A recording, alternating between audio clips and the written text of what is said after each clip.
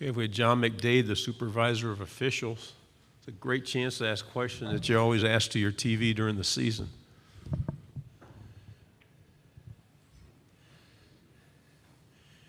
I recognize when we have some officiating controversy, it makes it a little bit more a compelling story to talk to the coordinator of football officials. We have a question here. Yesterday, Dan Peck, ESPN 106.7 in Auburn. Yesterday I asked the commissioner if the Tennessee-Ole Miss game last year had resulted in any sort of reevaluation of protocols, particularly when it's okay for a team to leave the field of play, but any other sort of takeaways from that memorable game last year from the SEC. Takeaways are, it's a reminder to our officials that we're there to get a game completed, right? Well, obviously, we had a long suspension of play in that game for the correct reasons. I mean, we needed to suspend the game. But it's just a reminder to our officials, we don't have authority to end a game, to terminate a game, to decide an outcome before we play all 60 minutes. But at the same time, and you alluded to this in your question, we need to do something that recognizes what is the safest thing for the teams when we have an unusual circumstance. And we don't get to practice that a lot, thankfully, right? Weather delays sometimes create the same situation, but for different reasons. So those are the two main takeaways, that if there's a safety issue, we need to get the teams to a safe part of the field, or maybe off the field. We had a similar situation, not as protracted, but we had a situation that was not unlike what happened in Knoxville that night at the Vanderbilt at Colorado Springs game earlier in the season. And the second takeaway is that, and this applies to weather delays as well. As officials, we need to work with the teams, work around, manage the issue. A lot of times when you're coming back from those kinds of delays, there's a lot of concern on the coaching staff of making sure you give appropriate warm-up periods. The key idea that I ask my officials, my crew chiefs, to exercise is mutual agreement. How long are we going to allow them to warm up after the delay? Let's get mutual agreement between the coaches, and it usually works just fine. To your left, third row.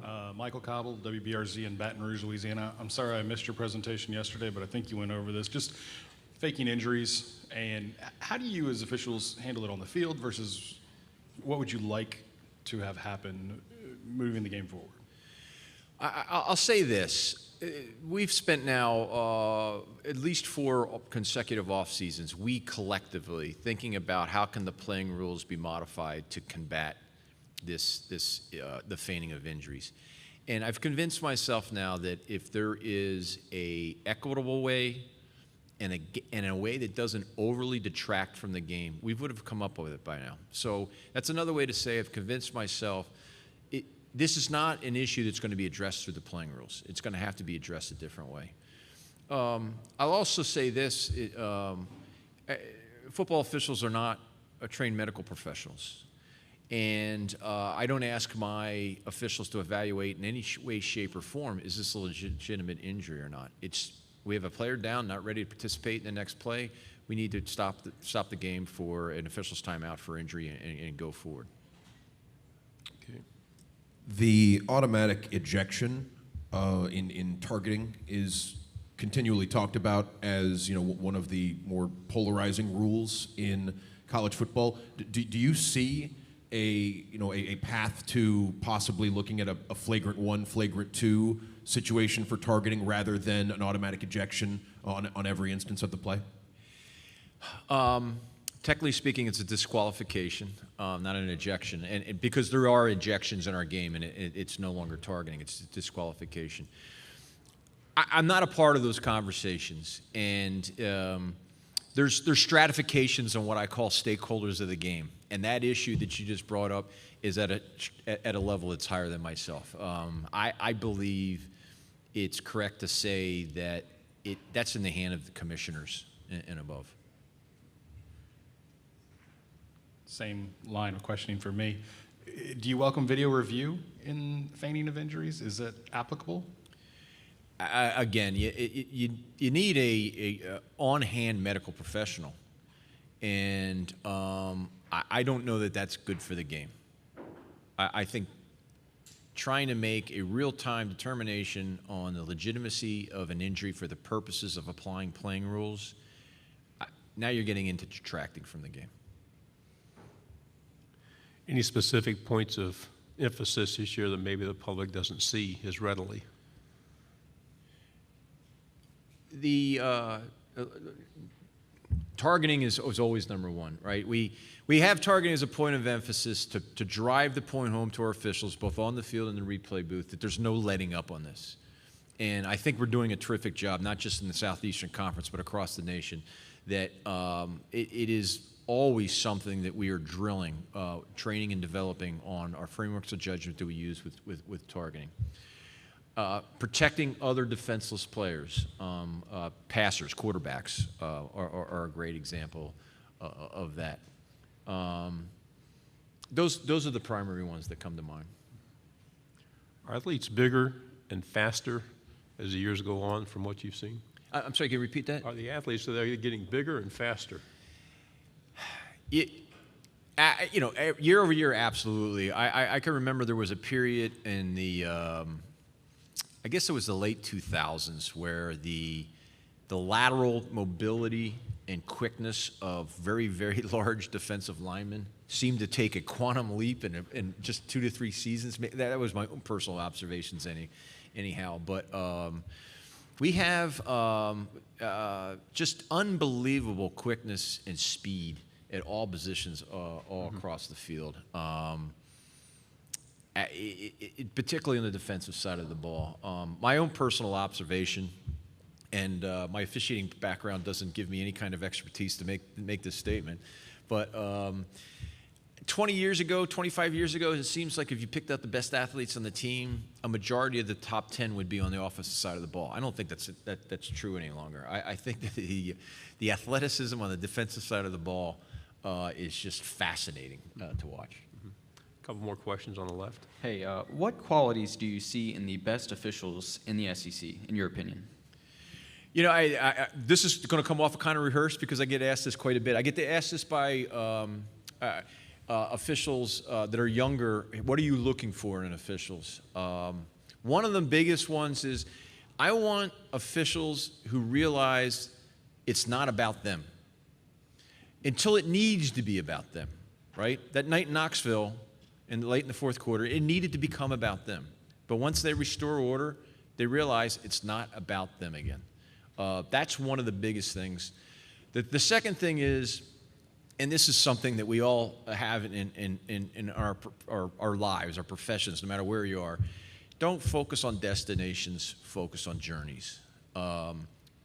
Getting to work as an official in the SEC is a destination. There are plenty of younger officials that would have that as a goal.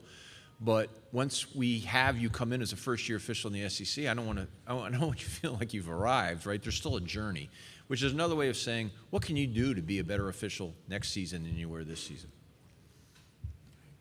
I'm reluctant to ask this question because I don't want to go above your pay grade with another one. But so it does seem, and I will preface this too, I don't have the data to support this. It does seem like replay reviews are more of a guessing game from the broadcast team than they've been in the past as far as which way the officials are going to rule. In some professional sports, during replay reviews, broadcast teams actually talk to someone from the league instead of a former official who is now working for the network. Could you see a scenario in the SEC or in college football where during broadcasts, during replay reviews, the commentary team is talking to someone from the SEC instead of a retired official? I don't see it in the foreseeable future.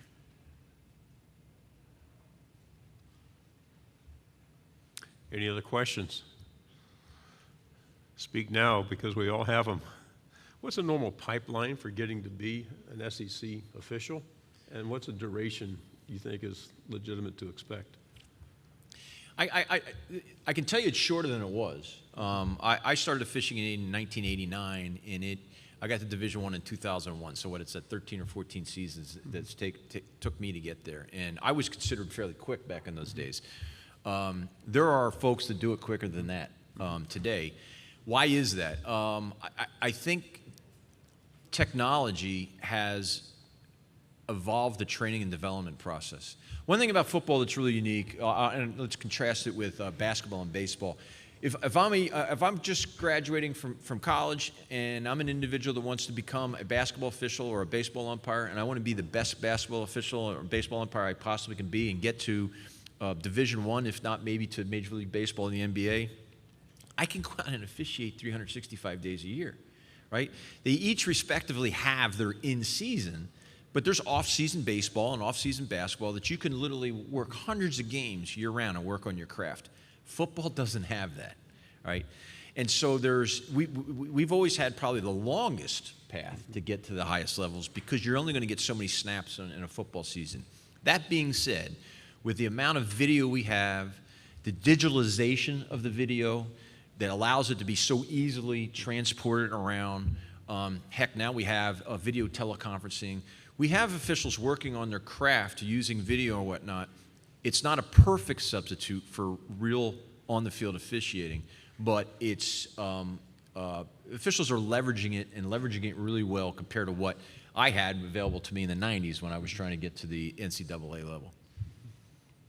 I didn't give you a firm number there. I would think, realistically 10 years. Are there individuals that beat that? Yes. But I would say at least 10 years. Any other questions? Thank you very much. Thank you. Have a great season.